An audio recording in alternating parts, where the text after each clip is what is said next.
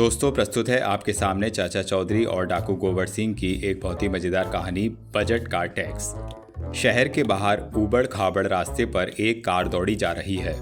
यह कार व्यापारी लाभक्ष की है। अगर सारा काम ठीक से हो गया तो 2 दिन में लाखों की कमाई हो जाएगी।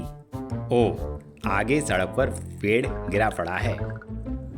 सेठ, मरने के लिए तैयार हो जाओ। डाकुओं के सरदार गोबर सिंह, मैं तुमसे ही मिलने आया था। हो, खूब। मेरे साथी लोगों को पकड़ कर लाते हैं तब कोई नहीं आता, अपने आप कौन आता है? गोबर, आज तक तुमने बड़ी से बड़ी डकैती में कितना पैसा लूटा होगा? 70,000 एक अमीर आदमी के बेटे का अगवा करने पर मिले थे। मैं तुम्हें लखपति बना दूंगा, वह भी 2 दिन में। क्या कहा? दोबारा कहना। 2 दिन में राज्य का बजट पेश होने वाला है। अगर हमें यह पता चल जाए कि किन वस्तुओं पर टैक्स लगने वाला है तो वे हम बड़ी मात्रा में खरीद कर रख लेंगे। 2 दिन बाद उन्हें बेच देंगे। लेकिन हमें यह कैसे पता चलेगा कि किन चीजों पर टैक्स लगने वाला है? इसके लिए मुझे तुम्हारी मदद की जरूरत है। गोबर, यह बात तुम्हें राज्य के फाइनेंस मिनिस्टर से पता करनी होगी। मैं समझ गया सेठ। इस सौदे में 1/4 पैसा मैं लगाऊंगा और 3 हिस्से तुम। मगर मुनाफा आधा आधा बटेगा, क्योंकि मिनिस्टर से मुनाफे वाली चीज़ों की लिस्ट तुम लेकर आओगे। यह रहा फाइनेंस मिनिस्टर का घर। फाइनेंस मिनिस्टर के यहाँ गोबर सिंह अपनी बंदूक दिखाता है। मुझे बजट की कॉपी चाहिए। यह क्या बदतमीजी है? पापा, चलो घूमने का टाइम हो गया। अगर तुमने मुझे टैक्स वाली चीजों की लिस्ट ना दी तो तुम्हारी बेटी मर जाएगी। मगर बजट की कॉपी मेरे पास नहीं है। वह मैंने परामर्श के लिए चाचा चौधरी को दी है। वह गरीब जनता का हितैषी है। मैं अक्सर उसकी राय लेता हूँ। कहीं यह कोई चाल तो नहीं है? विश्वास करो। ठीक है, तुम्हारी बेटी को साथ लिए जाता हूँ। अगर पुलिस को खबर की तो इसे जिंदा नहीं पाओगे। पापा, चलो चाचा चौधरी के घर। सवेरे से किन कागजों में उलझे हुए हो? राज्य का बजट देख रहा हूँ।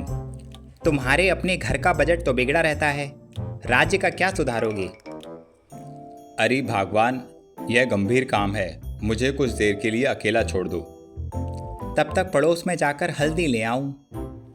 लो, आ गए हम चाचा चौधरी के घर पर। मैं बाहर इंतजार करूंगा।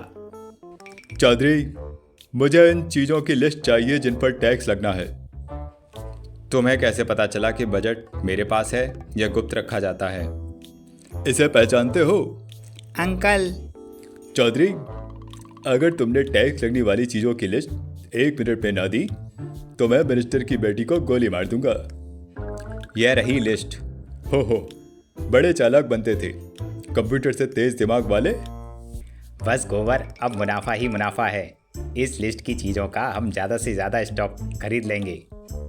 2 दिन बाद लाभाक्ष के गोदाम पर। लाला, असेंबली में बजट घोषित हो गया।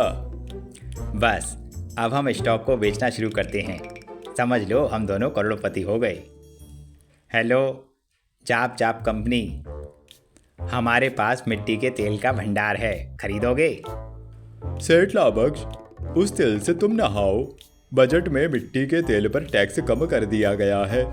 मिनिस्टर का विचार था कि यह गरीब आदमी के इस्तेमाल की चीज है। हेलो ठंडन कंपनी, हमारे पास सैकड़ों क्विंटल चीनी है, खरीदोगे? मार्केट में चीनी सस्ती बिक रही है। मिनिस्टर का ख्याल था कि लोग चीनी खाकर आपस में मीठा बोलेंगे, इससे दंगे फसाद कम होंगे। आए, बर्बाद हो गए। यह उस गीदड़ चाचा चौधरी की करतूत है। उसने जानबूझकर मुझे इन चीजों की लिस्ट दी जिन पर टैक्स कम होना था। मैं उसे जिंदा नहीं छोड़ूंगा। उल्फत भाई, क्या यह भारी ड्रम ऊपर चढ़ाना है? यह काम मैं कर देता हूँ। शाबू पहाड़ी के उस तरफ एक फैक्ट्री है, यह ड्रम वहाँ पहुँचाना है। एक बार यह ऊपर पहुँच गया तो दूसरी तरफ यह अपने आप लुढ़क जाएगा। दूसरी तरफ, चौधरी, मैं तुम्हें कुत्ते की मौत मार दूंगा। गोबर, कुछ देर ठहरो। नहीं, वरना तुम फिर चकमा दे जाओगे। तभी दूसरी तरफ से ड्रम लुढ़कता हुआ आता है। गोबर सिंह जैसे ही पीछे से ड्रम देखता है, भागता है। बचाओ। ड्रम उसके पीठ के ऊपर टप्पा लगाता हुआ आगे चला जाता है। आओ, लो तुम्हारा भारी ड्रम फैक्ट्री में पहुंच गया। तो लंबू यह तुम थे जिसकी वजह से वह भारी भरकम ड्रम मेरी कमर तोड़ता हुआ मेरे ऊपर से निकल गया। मैं तुम्हें देख लूंगा। चले आ रहे हैं हजामत करा के। धमाका सिंह, यह वक्त मजाक का नहीं, बदला लेने का है। क्या हुआ? साबू ने मेरे काम में दखल दिया। उसकी जीवन यात्रा खत्म कर दो। मगर वह इतना लंबा चौड़ा पहाड़ सा आदमी है। गोबर तू गोबर ही रहा। ताकतवर शरीर की जगह अब हथियार ने ले ली है। छोटी कुल्हाड़ी विशाल बरगद के पेड़ को धराशायी कर देती है। लो, foreign smuggled automatic sten gun. यह एक बार में 120 गोलियां फायर करती है। इतनी गोली जिसको लगेगी वह दूसरी सांस नहीं ले सकता, चाहे वह साबू ही क्यों ना हो। ठीक है, पहले मैं पहाड़ को गिराता हूँ, फिर उसके साथ ही चूहे को मारना मुश्किल नहीं। मिंटू, यह पटाखा लिए कहाँ घूम रहे हो? चाचा जी, माचिस की तलाश में हूँ ताकि इसे जलाया जाए। यह रही माचिस। एक बात और, यह पटाखा कुछ ज़्यादा धमाकेदार है। यहाँ चलाएंगे तो खिड़कियों के शीशे टूट जाएंगे। तो चलो खुले मैदान में चलाते हैं। शाबू, तुम्हारे लिए स्पेशल छपवाकर किस्से कहानियों की किताबें लाया हूँ। करीम साहब, आपने यह तकलीफ क्यों की?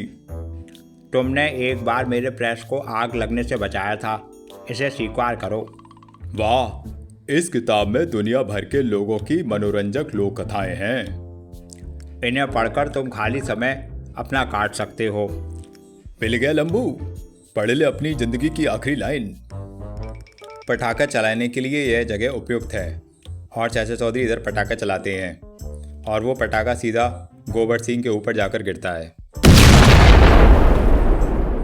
देखो तुम्हारे धमाके से क्या नज़ारा बता है।